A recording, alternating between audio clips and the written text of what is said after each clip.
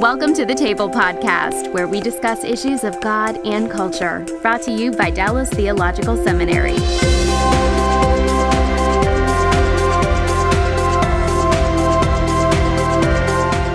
Welcome to the table where we discuss issues of God and culture. I'm Mikel Del Rosario, Cultural Engagement Manager here at the Hendricks Center.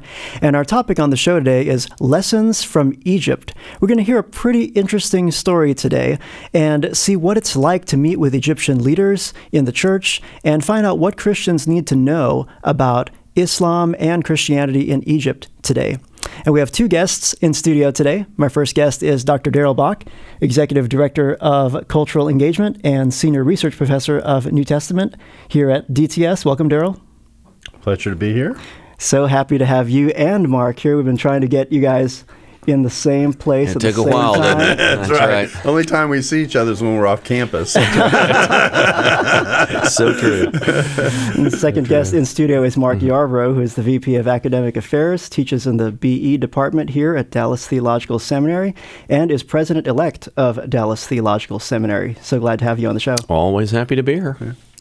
Well, you guys went on a pretty unique trip a while back to Egypt, and you were there for the opening of the largest church in the Middle East. And tell us how that trip came about, Mark.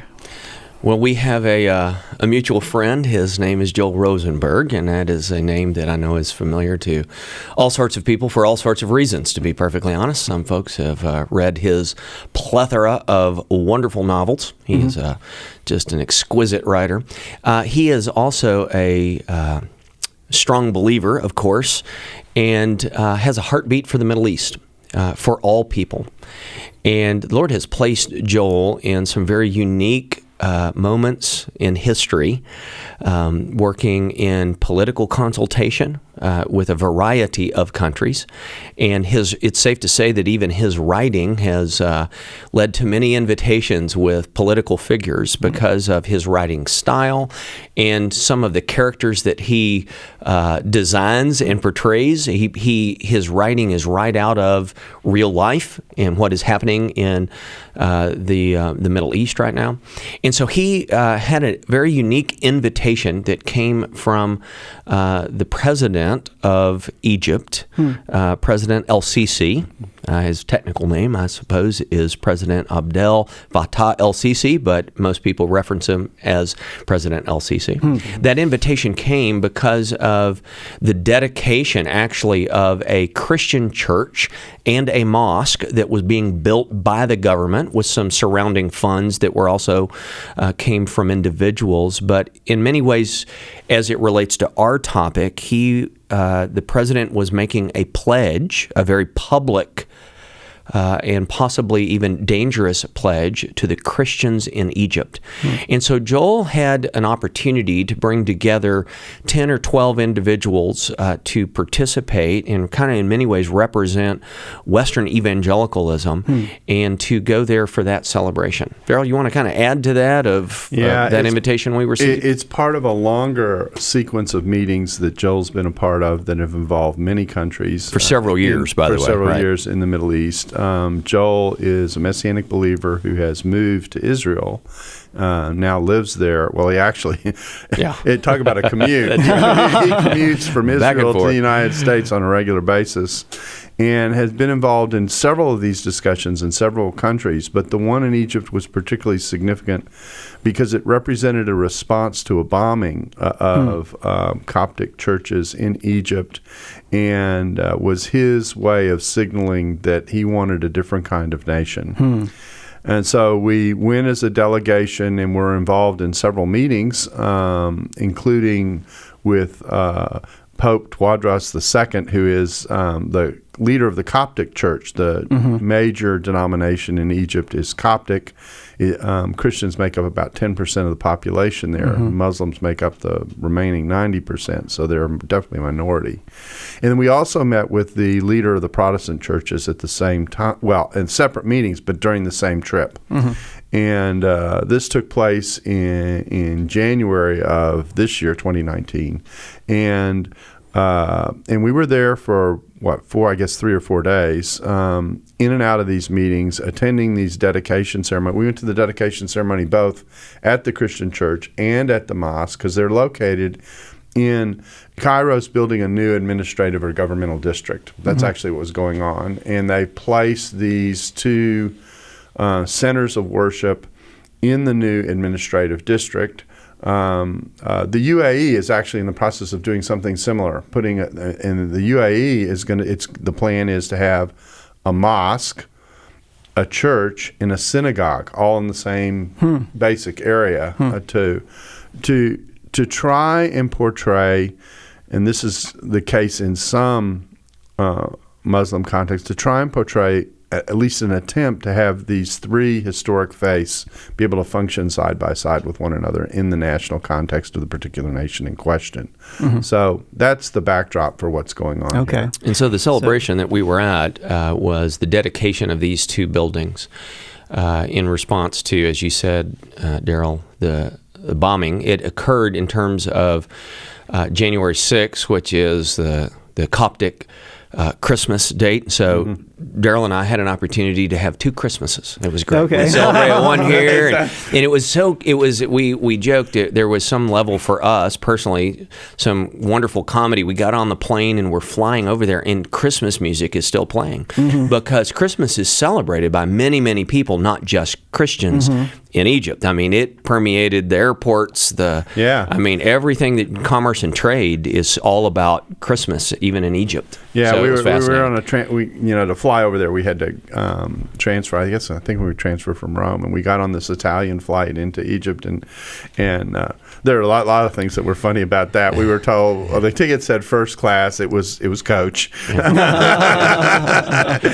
don't know if Guido got a hold of the tickets or what, but anyway, and then this Christmas community comes over, and Mark and I are looking at one another, going, "It's January. What's that going?" And all of a sudden, it dawned on us, that it's the Eastern calendar, and because it's the Eastern calendar, so you get off the plane. There's this huge Christmas tree in the airport. There's just something bizarre about listening to Perry Como in Egypt. So the entire trip was and this is actually one of the reasons we're sharing this. So the entire trip was an entire cross-cultural experience in every way.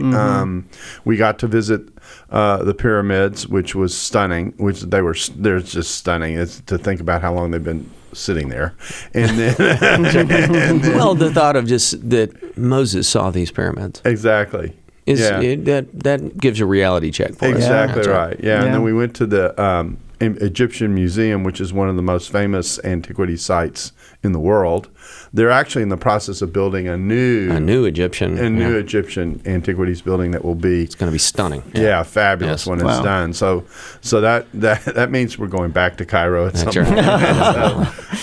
But anyway, it was a fascinating trip and very, very surprising and eye-opening at the same time. I mean, that's the thing that I think struck both of us, was the nature of the experience as a whole. So you met with the president of Egypt. You met with the leader of the Coptic church there.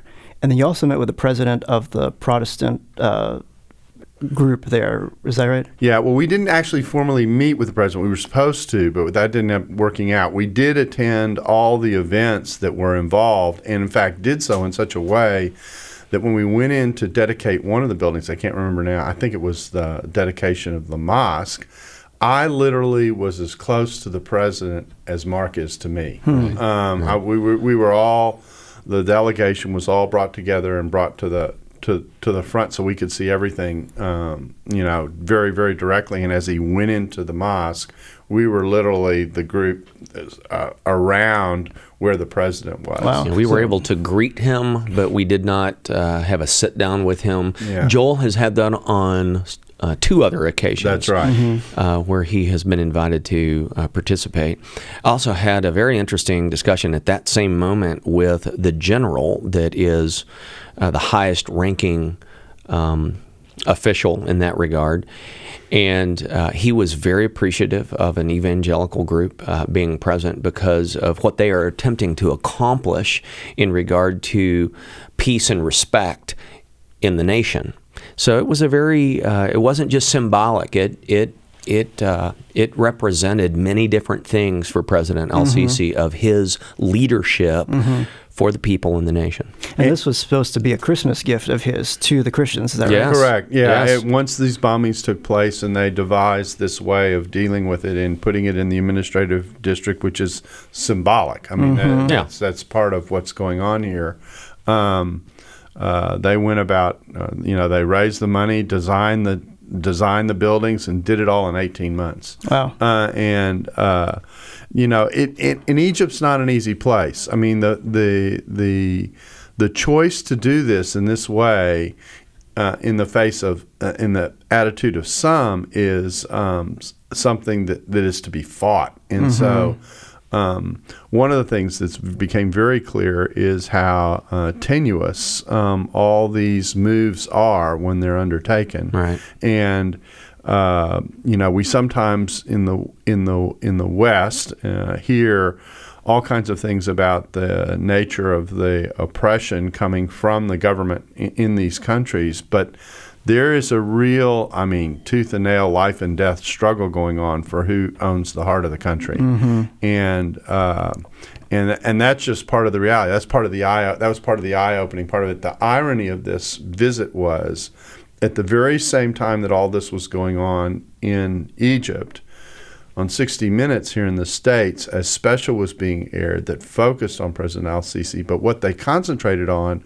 was the nature of the way his security state works to kind of protect his interests, that kind of thing. And as a result, what we were asked to do by the leaders is to go back and tell the story of what is going on in Egypt, which is why we're doing this in some ways, and to tell the part of the story that people normally don't get to hear. And so that's what we were doing. And so several of us on the return wrote pieces for a variety of news outlets. I did one for the Dallas Morning News, reporting on what we had seen. And in my case, I juxtaposed what you were hearing on 60 Minutes about Egypt, which it wasn't that it was untrue, it's just part of the story, and then what we had seen.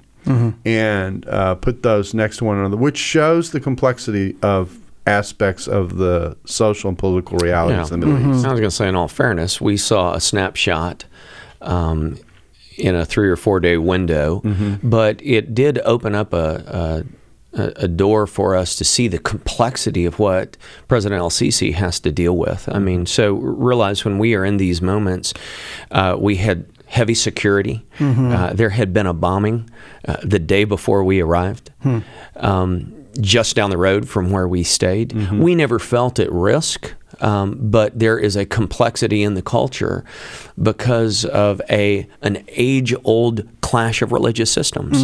And so when you have a president that is making a public pledge to protect all people, that has to stand for something. And so in many of the discussions that we were with, when they were saying there's a conservative group in both sides that longs to, again, protect people and protect citizens and to treat all people fairly, and to honor, if I can phrase it this way, human dignity.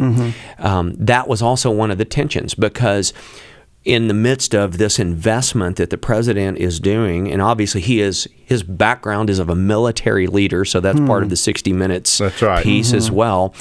Obviously, there is strong human suffering in Egypt. And so on that perspective, how do you deal with so many things all at the same time to accomplish the greater good? And I think we all walked away, our contingency walked away with a great appreciation and to be honest, even a desire to pray for someone like that is in a position of leadership. That's very biblical, right? Even if we disagree with their religious convictions, to pray for individuals that are in positions of significant influence, of clearly which he has won. And it makes our political problems in the U.S. look like a cakewalk compared to the long history and the baggage that he himself as a leader has inherited with such divisiveness. I mean, when you look at the history of Egypt and what has come out of that as the seedbed in many ways for jihadism that was expressed in lots of different countries at different points throughout history, for him to try to come with a different model is... he has quite a task in front of him. Yeah, and one of the things that stood out is this ceremony was an all-day event for us. Was it all day? It was all day. I mean, we gathered together and we're taken from place to place. But one of the things is that I think struck all of us as we were getting into the administrative district, which is brand new. I mean, literally, it's not finished yet. It's about 30, 45 miles east it's a good 45 of Cairo drive. Right. And so, but what you saw is that it's almost like entering into a military encampment in some ways. And there are, you sit there and say, well, Egypt isn't at war with anybody, but there are tanks along the way as you're driving towards this site and that to protect, because the threat of something violent happening as a result of the symbolism that was represented was significant. The film that they showed as part of the event, what happened is they dedicated the church first and then the mosque. But they gathered us in a huge auditorium. I don't know how many people were there total. Maybe a few thousand, maybe? A couple thousand at least, right?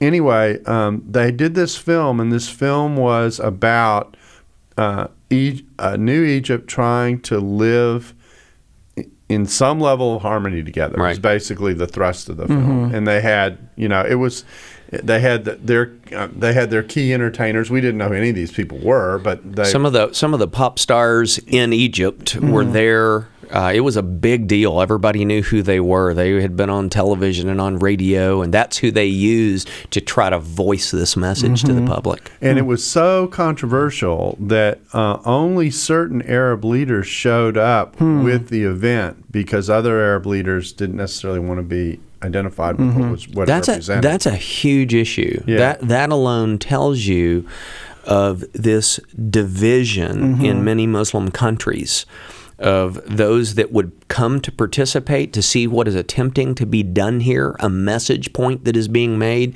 and those that would stand against that. That was fascinating. So this opens up really another feature. There's one other element of this that's important to the story before we transition to Islam as a whole, and that is we in the meetings that we had with both the leader of the Coptic Church and the Protestant churches, the message we had an all-day meeting at one point with the Protestant leaders, all gathered around a table. I think there were probably 60 or 70 people in the room total, and having a conversation about what was going on in Egypt, et cetera. And they had two things they wanted to say to us. One is, when you go home, please tell the story of what is going on here. And the second message was, things are much better for us as Christians now than they have been in Egypt for a long time. That was crystal clear. They couldn't have said that any louder. Yeah, it was huge. And even though there's violence in some of the regions in Egypt related to the Christian church, that's a matter of just administrative realities in different parts of Egypt, where different segments of the Islamic community have control of different geographic areas. Some areas are inherently more violent than the other because the government doesn't have the power yet to oversee everything that's going on across the whole of the country. So there's that element that's a part of the complexity as well. But they were very, very clear that if we say the name, at least some of us have been alive long enough, Anwar Sadat, most people think of him with some respect because of his moves towards Israel. But they said, this is as best it's been since before Anwar Sadat. So this was a significant thing as far as they were concerned. To just come back around to your numbers for us to think about that, of 90% Muslim, 10% would identify as Christians. In that 10%, roughly speaking, 85% of those would identify with the Coptic Church.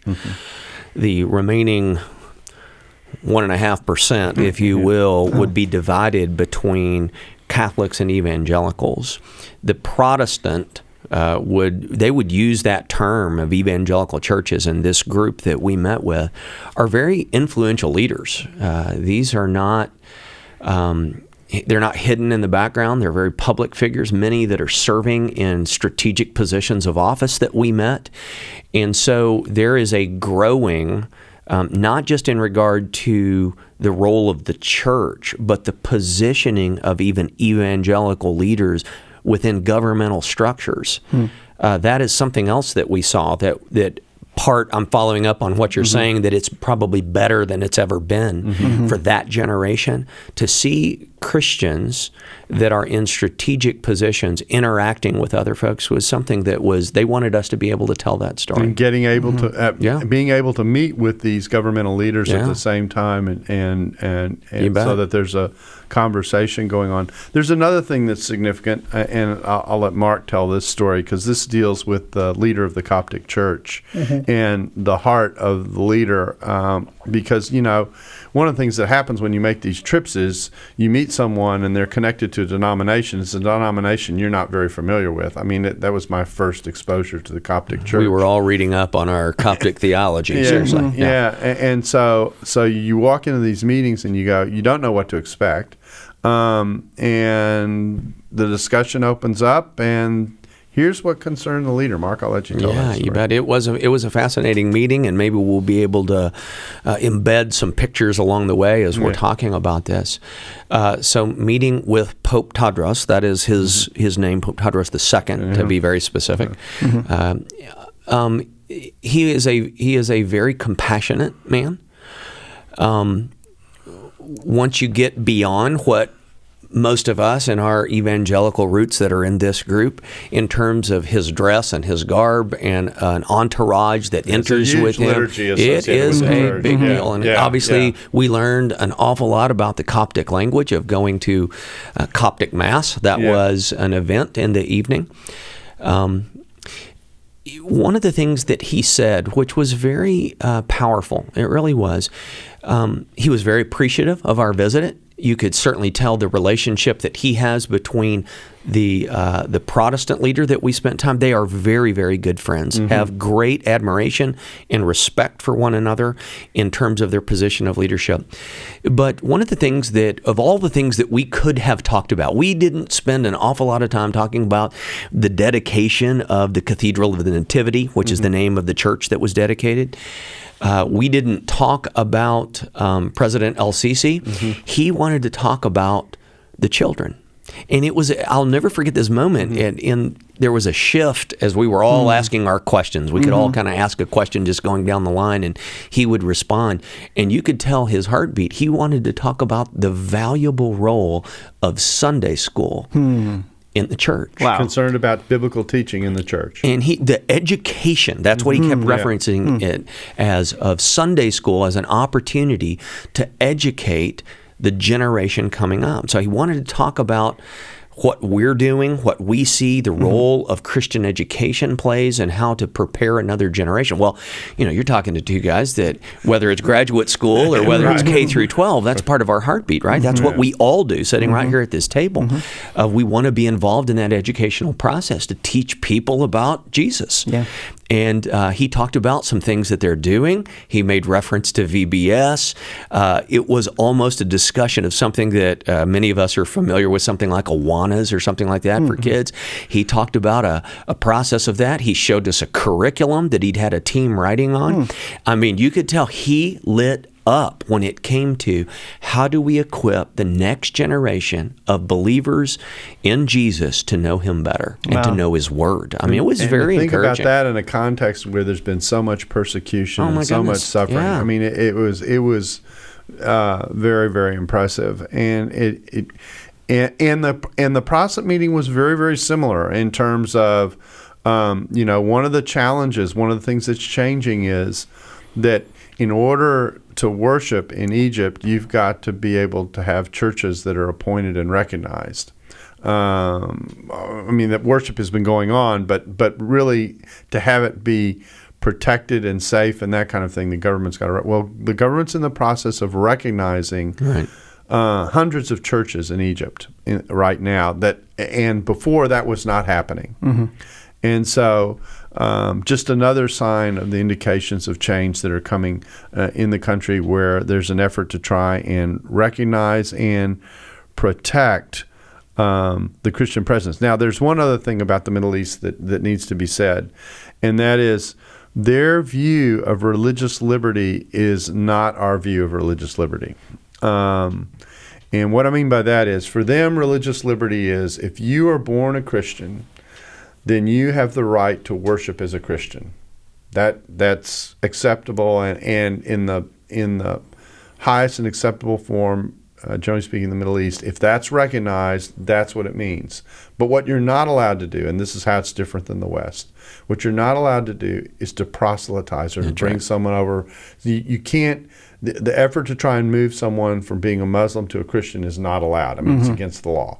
So one of the issues that we face globally in talking about Christianity and Islam is this very different view of religious liberty. Now, there actually are discussions going on between Muslims and Christians about this. That's a whole nother podcast. That's a whole nother discussion. But there has been a 10-year process. We actually have some graduates of ours who are involved in these conversations, and I'm just back from Yale, in which I'm getting updated on some of what was going on, and so, but this is a cultural gap that is discussed and debated as the issue of religious liberty comes up in the Middle East. So it's important to understand that culture is not our culture. Yeah. It's very, very different, and bridging some of these gaps are not easy conversations. And Darrell, wouldn't you say that when you're thinking about, you're using some precise language of religious liberty, and what we're seeing in, if I can phrase it this way, some countries like Egypt, and we could probably list some other Muslim countries that are in that same vein, in that same line, that religious protection is what is primarily being discussed when we think of it from a Western evangelical proselytization concept. That's a whole different topic. So even when we start using the language of being born into a faith, most of us are not fully comfortable with that language, even though we understand what it means.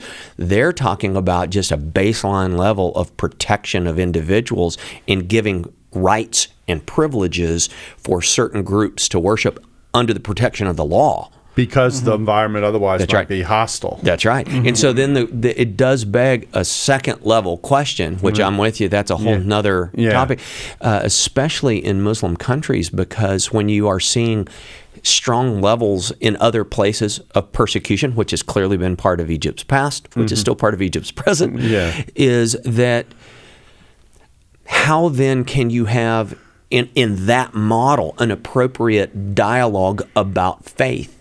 We think of just walking down and knocking on a door and sharing your faith openly because that's what we're familiar with here, right? Have an opportunity to share a cup of coffee with somebody at McDonald's, and they may go shield up and tell you to get out of their booth. But if they're open, you can have that very public dialogue. Where do you do that in an environment where it says sharing your faith publicly is taboo?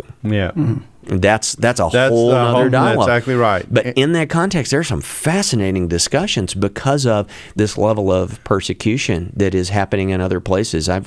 We both have friends whose name will not be mentioned here in this discussion, but looking at Syrian refugees that are fleeing in different kinds of words that are being used today by individuals that are out of a Muslim background, saying that they're now atheists. Okay, they do not mean that they're atheists in the sense that we would think of atheism. They're using that language of saying, if this form of human persecution is part of our faith, we want nothing to do with it. That is happening more and more in certain countries where there is strong human persecution. Now, that sets up a transition, but there's one other point to be made here, and that is one of the issues that comes up is the right to conscience, and the right to conscience in different cultural contexts is seen in different ways. Yeah. And so that actually becomes part of the conversation. When you have a conversation with someone who's of a Muslim background, living in a Muslim country, used to a Muslim culture, just stack all those things on top of one another, and you say to them, you need to allow people to share their faith, their response is, that's not our culture, that's not our context, that's not our conscience. Mm-hmm. And so you can see how difficult that kind of a conversation would be, because it really is a culture changer. Sure in a significant way.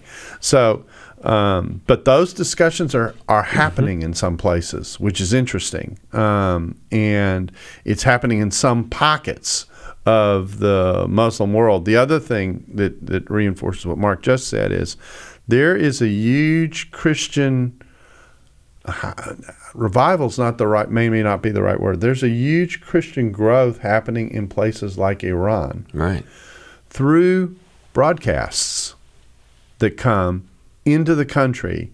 I know of one ministry called Iran Alive. In fact, we've interviewed their leader on the podcast, who says that by their estimates, there are 6 million people who watch his show daily.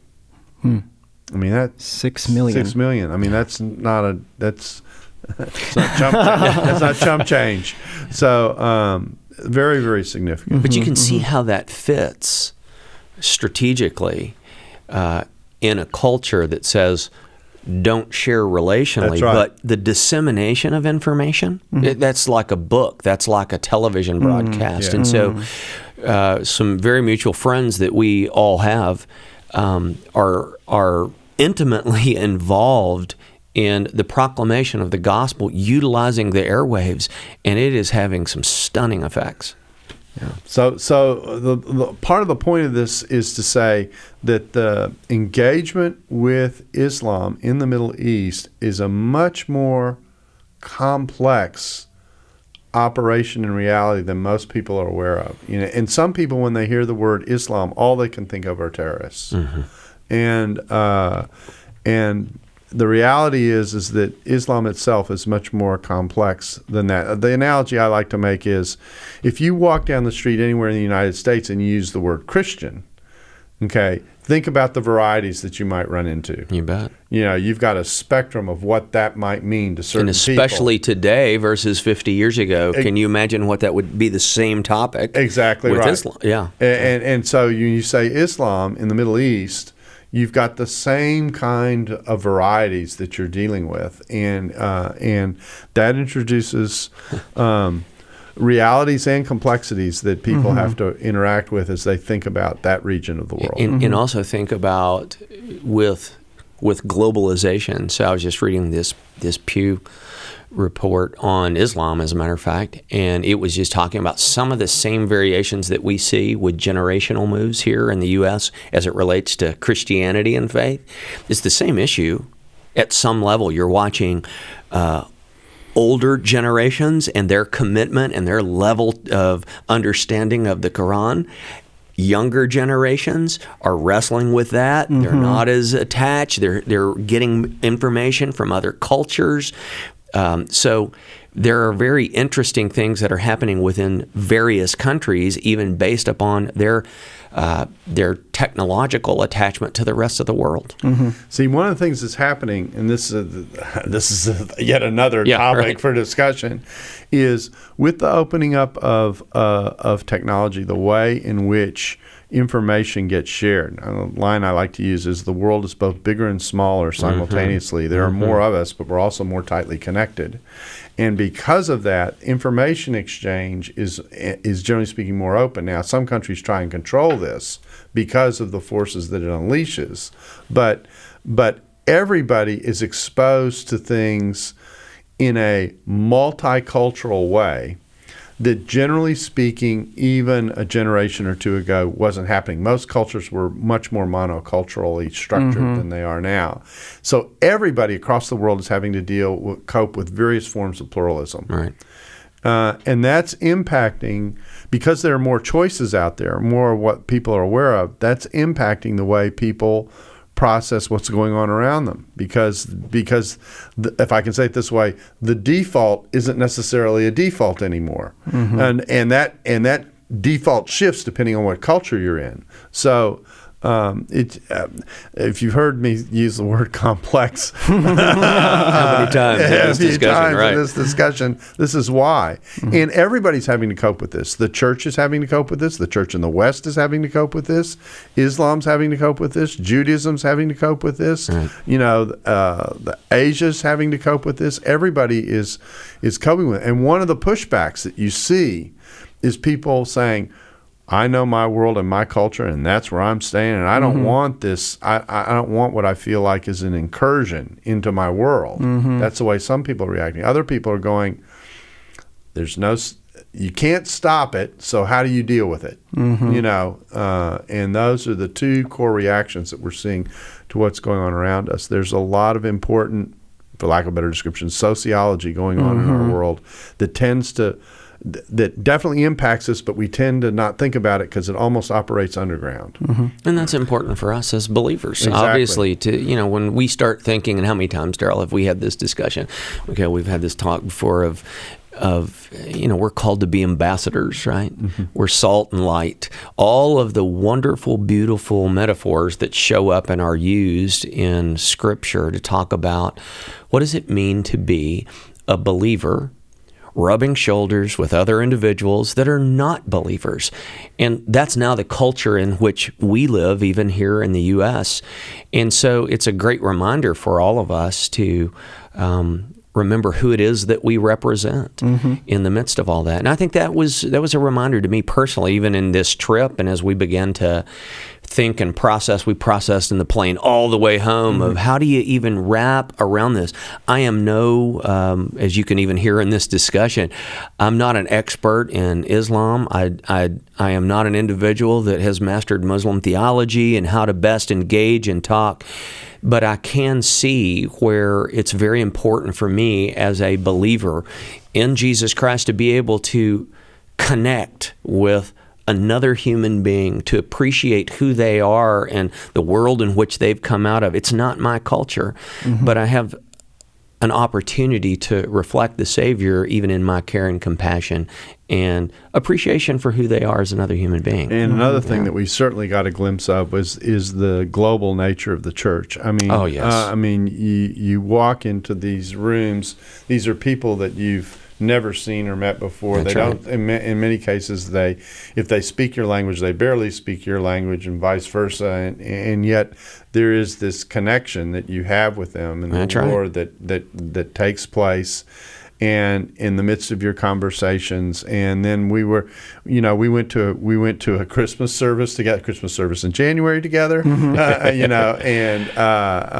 worshipped at one of the more central important churches in the country, and it was just a very, as I said, eye-opening time. It was a privilege, wasn't it, to worship with other brothers and sisters in Christ in their land, in their way, in their language, learning to sing their songs. You use that phrase of what a cross-cultural experience it was, and we've all had those moments. But it's every time I'm in one of those environments, I am reminded again of every tongue, every tribe, every language, every people. What a privilege it is to be a child of God and to know that we have brothers and sisters. I like using that family language because the New Testament uses it on purpose to remind ourselves that we have one Father, we have one Savior, we have one Spirit that binds us together. And it was a great, beautiful Christmas celebration on the other side of the world. Talk to us a little bit about the difference in terms of the Muslims that we see in Egypt versus Muslims outside of Egypt in terms of do Sunnis and Shiites accept each other in Egypt? How does that look outside of Egypt? You want to grab that one? That's a yes/no answer, isn't it? Let me tell you a story. Several years ago, we hosted at the center, at the request of the State Department, a touring group of Iraqi Muslim leaders. They were here to look at religious liberty and how we do it here in the United States. Okay, so this is just, and we've already in some ways set up this conversation by what ballpark. We said when earlier. was this? This has probably been 4 or 5 years ago. About 4 years ago. And so, and the way it worked is we hosted it, but the State Department also invited a member, the person who taught Islam at Perkins Theological Seminary. That already tells you it's an unusual event. Right. And so they brought in, in their minds, what was the Dallas religious community. And we hosted it and with translators and everything. And we're having this conversation about religious liberty, and they're asking about our worship and all that kind of stuff. And it's just walking through the various, and we're asking them questions about Islam. And then ISIS came up. And when ISIS came up, the blood pressure, almost in unison, like a chorus, changed on all our visitors. And the one message they wanted to send to us was, that's not Islam as far as we're concerned. They could not have been more clear about their absolute desire not to be identified with that. And that actually, for me, I view that as one of the most important meetings I've ever been in, because what it made very, very clear to me, and it started me thinking about this, was when I hear the word Islam or when I meet a Muslim, I need to not have a stereotype about a singular stereotype about what that means, because I literally could be in all kinds of different places. And then the more I've worked with this and studied this, as I've traveled, I've been to Indonesia, and I've been to, I've been to many countries where Muslim presence exists, and in a few cases where it's been the majority. And now, for example, Jordan is an interesting place.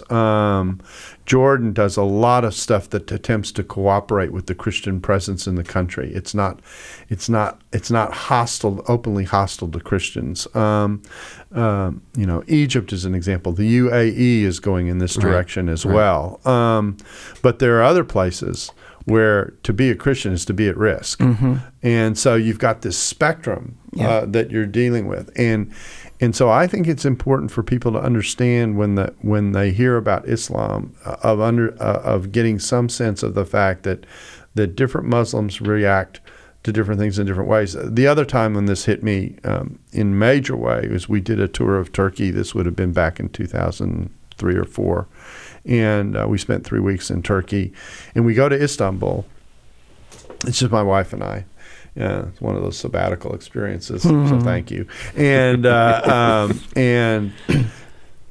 and you literally, there are parts of Istanbul that you're in, and you go, I could be in Europe. That's right. I mean, you would have no clue you were in an Islamic country. And then there are other parts of Istanbul. And right. as we traveled further east into Turkey, we ended up in Konya. Konya is all these Turkish towns have second names that don't match their biblical location, but Konya is I can't remember the biblical equivalent, but anyway, it's in the interior, more in the interior. The further east you got, the more explicitly Muslim the country became. So much so that when we were in this town in Konya, all the women were completely veiled. It spooked my wife. I mean, she didn't feel comfortable going anywhere as a result. I mean, she wanted to be in the hotel and she wanted to be to the next town. So there's just this range that's a part of what it means to think about Muslims and Islam. Some Muslims are you have secular Jews, you have secular Christians, you have secular Muslims. That's right. And then others are very, very devout. We were in a taxi in Turkey at one point, and the time for prayer came. So you pull over? He pulled over, pulled out his carpet, had his moment of prayer, and we moved on. I didn't even remember if I watched if the meter kept ticking. So it's interesting, some friends of ours that even in some of the discussions when we had there in Egypt roughly speaking, somebody will correct me if I'm wrong, but 48 to 52 countries that would be referenced as Muslim nations. There are those, and we wouldn't go on record of listing those. You mentioned a few that are very familiar. You mentioned the UAE and Jordan and Egypt. When you think of those that have a bent towards attempting to distance themselves from any form of religious persecution that comes out of Islam. Mm-hmm. And you're starting to hear that. And so which nations are kind of really moving that direction versus others that are entrenching into that perspective. So whatever language that you want to use of radical Islam or jihad or any form of again, human persecution that would come out of that religious ideology, there are certainly some countries that are rising to the top of saying what you're saying in that meeting from 4 years ago, saying that's not us. Yeah. That is not us, right? Yeah. Mm-hmm. Well, you guys have made my job super easy today. Sorry about that. We got carried away, didn't we? We apologize. Well, the things that I was thinking of asking you guys were just going there, so it was very helpful. But I think just to recap what we've talked about today, you guys went to see a dedication for the largest church in the Middle East. That was a Christmas gift from a Muslim president who comes from this militaristic background. Yes. Talked about the hope that we see in Egypt, and not just to think about the problems that we see, but not to miss the hope as we're telling that story. And then also to think about the idea of religious freedom and how that is viewed in Egypt and how we see that. So that as we engage with our Muslim friends, neighbors, co-workers, that we're able to see them as human beings created in the image of God, not as a Muslim, quote unquote, and just kind of put that stereotype on it. That's right. But to really engage them as human beings and see the person that God has made them and connect with them as an ambassador of Jesus. Amen. Well, thank you guys so much for being on the show. Thanks, Mark. Thank you. And thank you, Darrell. Pleasure. And we thank you so much for being with us on The Table podcast today. If you have a topic you'd like us to consider for a future episode, please email us at thetable@dts.edu. I'm Mikel Del Rosario, and I hope we'll see you again next week on The Table, where we discuss issues of God and culture. Thanks for listening to the Table Podcast. For more podcasts like this one, visit dts.edu/thetable. Dallas Theological Seminary. Teach truth, love well.